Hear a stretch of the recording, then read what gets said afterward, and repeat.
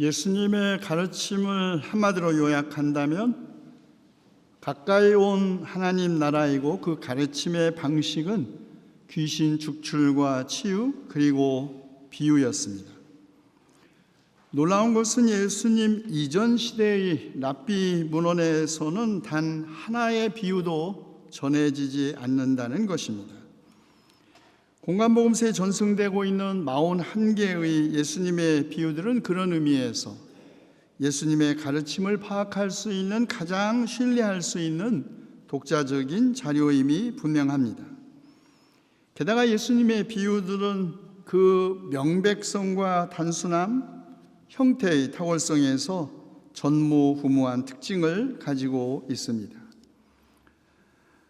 그런데 우리가 다 잘 알고 있듯이 예수님의 대부분의 비유들은 하나님 나라와 관련되어 있습니다. 누룩의 비유, 씨 뿌리는 사람의 비유, 스스로 자라는 씨의 비유, 겨자씨 비유, 밭에 숨겨진 보물 비유, 밭에 숨겨놓은 보물의 비유, 좋은 진주를 구하는 상인의 비유 등 다 그렇습니다. 그리고 그 하나님의 나라의 비유들은 하나님 나라는 언제 임하는가? 하나님 나라는 어디에 있는가? 하나님 나라는 어떤 나라인가? 그리고 하나님 나라에는 누가 들어가는가라는 질문과 그 대답을 중심으로 전개되고 있습니다. 하나님 나라는 언제 오는가? 시간에 대한 질문입니다. 그런데 우리가 아는 대로 이스라엘은 선적인 개념의 시간을 모릅니다. 선의 중심을 현재, 뒤를 과거, 앞을 미래로 구별하는 그런 이른바 양적인 시간 개념이 없었던 것이죠. 이스라엘은 시간을 특정한 사건과 결부하여 이해했습니다. 그래서 시각이 아니라 사건을 가리키는 때가 중요했던 것이죠. 모든 일에는 다 때가 있다. 태어날 때가 있고 죽을 때가 있다. 심을 때가 있고 뽑을 때가 있다. 죽일 때가 있고 살릴 때가 있다. 허물 때가 있고 세울 때가 있고 울 때가 있고 웃을 때가 있다. 사랑할 때가 있고 미워할 때가 있다. 전쟁을 치룰 때가 있고 평화를 누릴 때가 있다. 베드로와 야고보와 요한과 안드레가 예수님에게 마지막 때에 어떤 징조가 언제 일어나는지 물어보았을 때 예수님은 그날과 그때는 아무도 모른다. 하늘의 천사들도 아들도 모르고 오직 아버지만 아신다. 조심하고 깨어 있어라. 그때가 언제인지를 너희가 모르기 때문이라고 말씀하셨어요. 하나님 나라가 언제 올 것이라고 주장하면서 백성을 현혹하는 이른바 시한부 종말론자들은 예수님 당시에도 있었고 지금도 있습니다. 그러나 그날과 그때는 오직 하나님 아버지만 아실 뿐, 그러므로 하나님 나라 임재의 시간을 예측하는 것이 아니라 지금 여기에서 매 순간 깨어 있는 것이 더 중요하다는 말이죠. 둘째, 하나님 나라는 어디에 있는가? 공간에 대한 질문입니다. 바리새파 사람들이 하나님의 나라가 언제 오느냐고 그 시간에 대해서 물었을 때 예수님은 이렇게 답변하셨습니다. 하나님의 나라는 눈으로 볼 수 있는 모습으로 오지 않는다. 또 보아라 여기에 있다 또는 저기에 있다 하고 말할 수도 없다. 보아라 하나님의 나라는 너희 가운데에 있다. 너희 안에 혹은 너희 가운데에 있다. 우선 이 말은 하나님 나라는 예수님을 중심으로 모인 공동체의 믿음과 사귐 안에 현존한다는 것을 의미하죠. 그러나 동시에 이 말은 하나님의 나라는 우리 마음속에 있다는 뜻으로 해석될 수 있습니다. 그러나 어떻게 해석되든 중요한 것은 하나님 나라는 미래의 사건이 아니라 지금 여기에서 일어나는 현재적 사건이라는 것입니다. 감옥에 갇힌 세리자 요한이 제자들을 보내 예수님에게 물어보게 했습니다. 오실 그분이 당신입니까? 그렇지 않으면 우리가 다른 분을 기다려야 합니까? 예수께서 대답하셨죠. 가서 너희가 듣고 본 것을 요한에게 알리라. 눈먼 사람이 보고 다리 저는 사람이 걸으며 나병 환자가 깨끗하게 되며 듣지 못하는 사람이 들으며 죽은 사람이 살아나며 가난한 사람이 복음을 듣는다. 예수님은 하나님 나라의 표징을 마음속으로 내면화하거나 죽음 이후 혹은 지구 종말이라는 먼 미래로 유예하지 않고 지금 바로 여기에서 일어나는 사건으로 현재화한 것입니다. 지금 여기에서 우리가 듣고 볼 수 있는 나라가 아니라면, 지금 우리가 여기에서 만지고 맛보고 숨 쉴 수 있는 그런 나라가 아니라면 그 나라는 민중의 아편임이 분명합니다. 예수님과의 사귐 속에서 병든 이들이 치유받는 그때, 바로 그 때가 하나님 나라가 임한 때이죠. 셋째, 하나님 나라는 그러면 어떤 나라인가? 하나님이 통치하시는 나라의 형태에 대한 질문입니다. 예수님이 가르치신 하나님 나라는 모든 사람들이 배부르게 먹고 즐겁게 쉬는 나라입니다. 하나님 나라를 잔치에 빗댄 그 많은 비유들이 이것을 뒷받침합니다. 아들의 혼인잔치를 베푼 어떤 임금의 비유 혹은 큰 잔치의 비유 등은 하나님 나라에서 음식을 먹는 사람은 복이 있다는 어떤 사람의 고백에도 상응합니다. 예수께서도 마지막 때 사람들이 동과 서, 남과 북에서 와서 하나님 나라 잔치 자리에 앉을 것이라는 말씀하심으로써 하나님 나라가 명백하게 잔치와 관계되어 있음을 분명히 했습니다. 여러분, 임금이 하나뿐인 왕자의 혼인잔치를 위하여 축하 잔치를 베푼다면 어쩌면 그런 잔치에 초대받을 수 있는 기회는 우리에게 일생에 한두 번이나 있겠습니까? 왕이 왕자를 위하여 베푼 혼인잔치, 그 잔치는 사람이 어쩌면 일생 동안 몇 번 겪지 못할 행운이죠.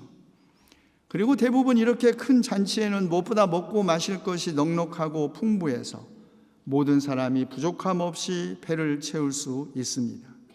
그렇습니다. 수고하고 무거운 짐을 진 사람은 모두 내게로 오너라. 내가 너희를 쉬게 하겠다고 말씀하신 주님이 베푸시는 식탁에서 모든 사람들이 배부르게 먹고 마음의 쉼을 얻을 때, 바로 그때가 하나님 나라가 임한 때이죠. 하나님 나라는 결코 형이상학적인 세계나 혹은 우리의 마음의 평정의 상태가 아니라 먹고 마시고 쉬는 곳, 지극히 평범하고 일상적인 곳, 지극히 현실적이고 물질적인 곳에서 실현됩니다. 넷째, 하나님 나라는 누가 들어가는가? 아들을 위해 큰 잔치를 베푼 어떤 임금의 비유에 의하면 큰 잔치로 표상되는 하나님 나라에 초대받은 사람들이 정작 초대에 응하지 않자 왕은 종들을 내거리로 보내 아무나 만나는 대로 잔치에 청해오라고 합니다. 종들은 큰 길 내거리로 나가 악한 사람이나 선한 사람이나 만나는 대로 다 데려왔고 잔치 자리는 손님으로 가득 차게 되었다고 합니다. 하나님 나라는 아무나 누구나 초대받은 잔치입니다. 선한 사람만이 아니라 악한 사람도 초대를 받습니다. 그런데 같은 비유를 전승하고 있는 누가복음은 초대받은 사람들을 보다 더 구체적으로 제시합니다. 집주인이 노하여 종들어 말하기를 어서 시내의 거리와 골목으로 나가서 가난한 사람들과 지체에 장애가 있는 사람들과 눈먼 사람들과 다리 저는 사람들을 이리로 데려오너라 라고 말했습니다.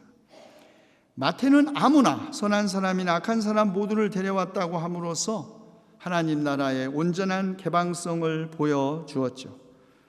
그런데 누가는 가난한 사람, 지체장애인, 눈먼 사람, 다리 저는 사람들을 구체적으로 지시함으로써 사회적으로나 종교적으로 소외되고 차별받는 사람들을 하나님 나라 잔치에 초대했다고 합니다. 그러나 누가의 비유는 소외되고 차별받는 사람들만 하나님 나라에 들어간다는 배타적 선택에 초점이 있지 않습니다. 초대를 받았지만 초대에 응할 수 없었던 사람들에게는 저마다 이유가 있었습니다. 새 밭을 산 사람, 겨릿소 5쌍을 산 사람, 장가간 사람들은 초대에 응하는 것보다 당면한 현실이 더 중요했기 때문에 초청에 응하지 않았을 뿐입니다. 그러므로 문제는 누가 하나님 나라에 들어가느냐 들어가지 못하느냐가 아니라 누가 하나님 나라에로의 초대를 거절하느냐에 있습니다. 하나님 나라는 착한 사람이나 악한 사람, 장애인만이 아니라 정상적인 사람, 가난한 사람만이 아니라 부자에게도 다 열려 있습니다. 다만 이 초대, 누가 응하는지 응하지 않는지는 전적으로 사람들의 태도에 달려 있습니다. 오늘 우리는 하나님 나라에 관한 여러 가지 비유 가운데 2개의 비유를 들었습니다. 마가복음 4장 26절에서 32절에 있는 2개의 비유, 그 첫 번째 비유는 스스로 자라는 씨의 비유이고, 다른 하나는 우리 모두가 다 잘 아는 겨자씨 비유입니다. 첫 번째 비유는 씨앗을 땅에 뿌렸던 사람이 밤낮 자고 일어나고 하는 사이에 씨앗은 보이지 않는 땅 속에서 스스로 자라 싹이 돋고 이삭이 나오고 알찬 나달이 맺힌다는 이야기입니다. 씨 뿌린 사람, 그는 단지 기다렸다가 추수때가 되면 낫을 댈 뿐입니다. 그런데 이 비유는 그동안 이렇게 해석되었습니다. 첫째, 땅 속에서 씨앗이 어떻게 성장하는지 보이지 않아 씨 뿌리는 사람이 모르는 것처럼 하나님 나라도 지극히 평범한 일상 안에서 싹이 돋고 성장하기 때문에 잘 보이지 않지만 그 나라는 분명히 온다. 둘째, 땅이 저절로 열매를 맺게 하는 것처럼 하나님 나라도 인간의 영향을 받지 않고 하나님 자신이 이루신다. 그러므로 이 땅 위에 하나님 나라를 실현하려는 모든 인간적 노력은 의미가 없고, 사람은 단지 하나님 나라가 임하는 것을 기도하면서 기다려야 한다는 뜻으로 해석되었습니다. 특히 이런 해석은 보수적 복음주의자들이 사회적 참여, 책임적인 사회 참여를 신앙의 본질로 이해했던 이른바 진보적 그리스도인을 비난하기 위하여 동원된 해석이기도 했습니다. 이 지상에 하나님 나라를 이룩하기 위하여 노력하는 모든 인간적 노력은 결국 이 세계를 악마의 세계상으로 만들었다. 그것이 그들의 주장이었습니다. 그렇다면 과연 이 비유는 그런 뜻일까요? 이 비유는 물론 한편으로는 아주 폭력적으로 이 지상에 하나님 나라를 구현하려고 했던 젤로파의 혁명적 열광주의를 비판하고, 다른 한편으로는 이 현재의 기득권 체제가 마치 영원히 지속될 것처럼 체제에 순응적이고 기생적이었던 바리새파 사람들의 불신앙을 비판하는 것이었습니다. 그러나 이 비유의 진정한 의미는 바로 그 다음에 이어지는 겨자씨 비유와의 관계에서 볼 때 이 비유의 진정한 초점은 씨에 비교되는 지극히 작고 초라한 시작과 거대한 추수라는 마지막 사이에 놀라운 대조에 있습니다. 오직 마감한 스스로 자라는 씨의 비유가 다른 복음서에는 없는데, 오직 마감한 이 비유를 씨 뿌리는 사람의 비유와 겨자씨 비유의 그 사이에 둠으로써 편집자의 의도를 드러낸 것이죠. 우리가 잘 아는 대로 곧바로 이어지는 겨자씨 비유도 세상에 있는 그 어떤 씨보다 더 작은 겨자씨가 어떤 풀보다 더 큰 가지들을 뻗어 공중의 새들이 그 그늘에 깃들일 수 있게 된다고 함으로써 가장 작음과 가장 큼을 대조적으로 보여줍니다. 그래서 이 비유는 곧잘 처음에는 보잘것없겠지만 나중에는 크게 될 것이라는 욥기의 말씀을 뒷받침하는 비유로 해석되었습니다. 하나님의 나라도 보이지 않을 정도로 아주 작은 움직임에서 시작되지만 그 결과는 창대하여 공중의 새들이 그 가지에 깃들이게 되는 큰 나무와 같다는 것이죠.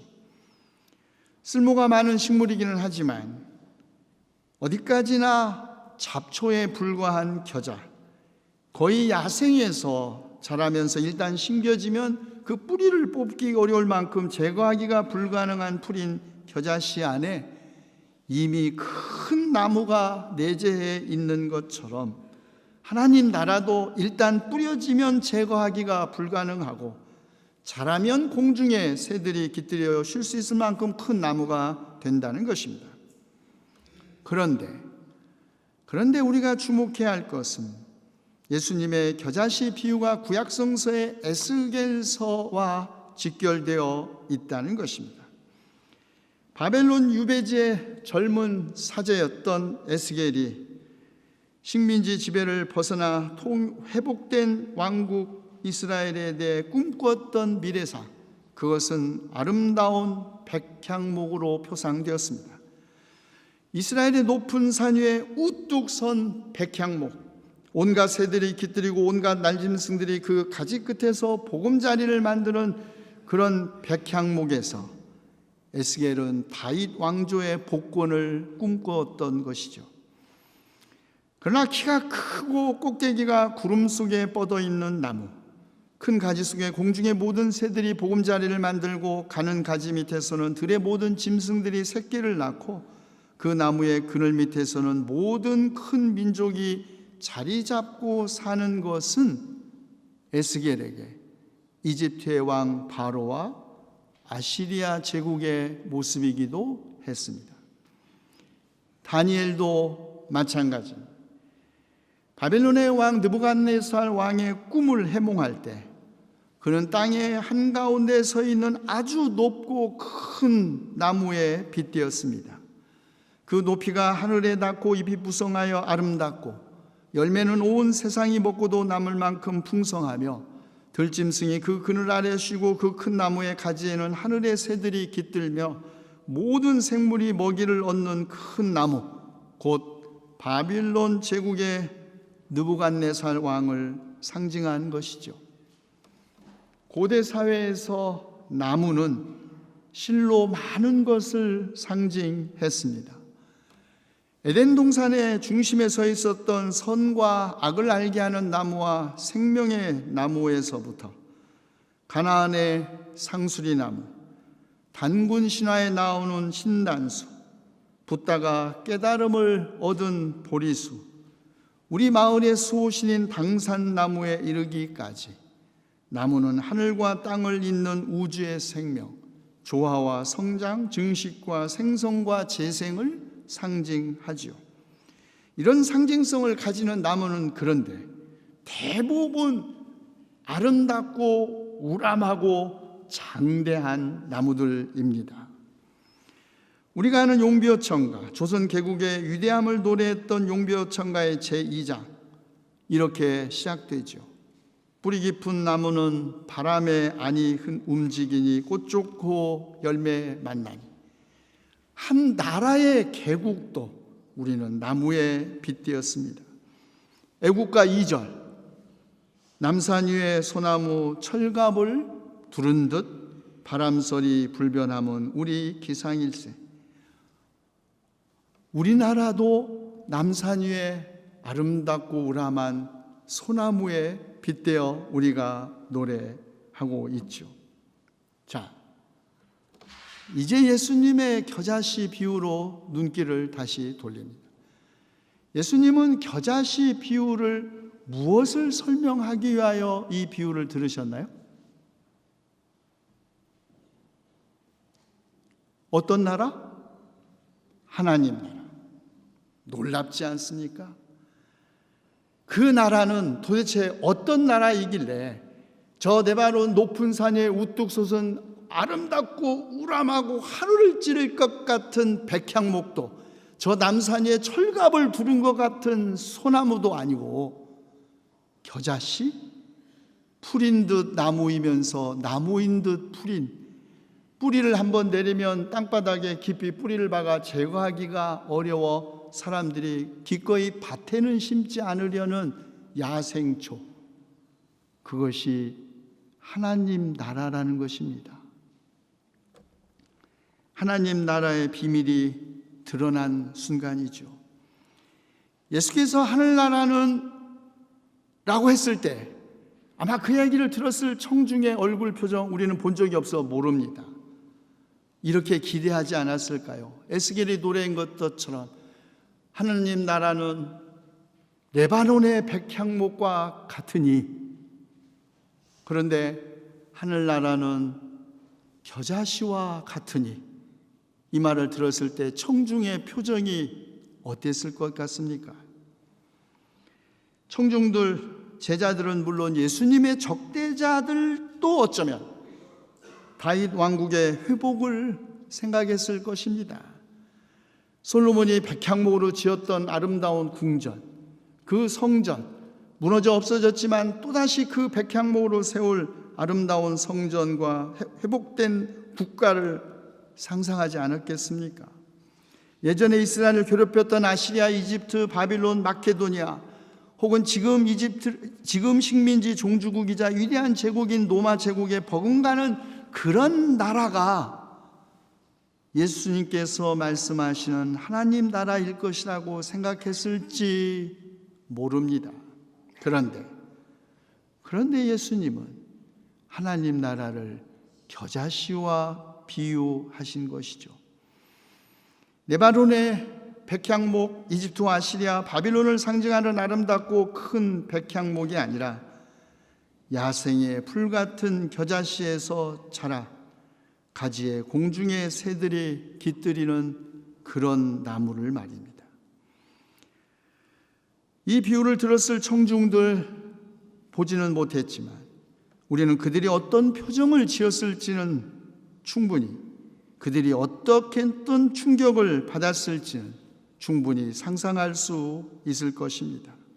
나라 혹은 제국이라면 마땅히 레바논의 백향목과 같아야 한다고 생각하는 이들에게 겨자씨 같은 하나님 나라가 나라처럼 생각되지도 않았겠죠. 그래서 그들에게 예수님은